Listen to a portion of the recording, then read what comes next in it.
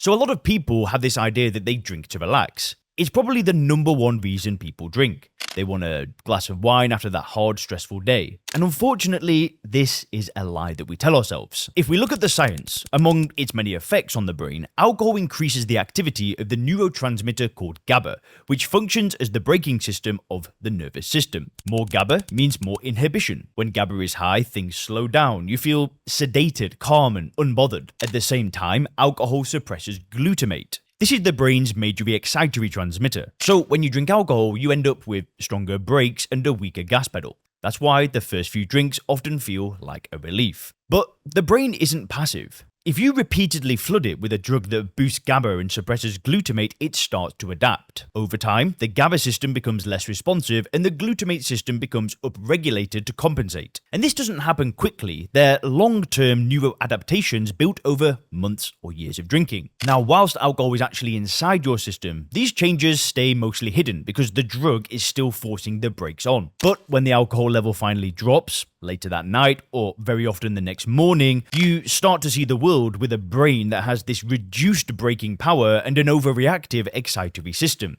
That's the real source of the rebound anxiety and racing thoughts that come sometimes in the middle of the night. See, what's happening is the repeated drinking has left your brain in a hyper-excited state until it recalibrates. That's what we call this hangxiety. You're not necessarily drinking to relax, you're borrowing relaxation from tomorrow at an extremely high interest rate, and you're simply paying the debt. And this creates another vicious cycle. You feel anxious because of the withdrawal, so you drink again to calm the nerves, which just sets you up for more anxiety the next day. See, you might not be an anxious person, but you're just poisoning your brain with a substance that causes anxiety. This can happen to anybody.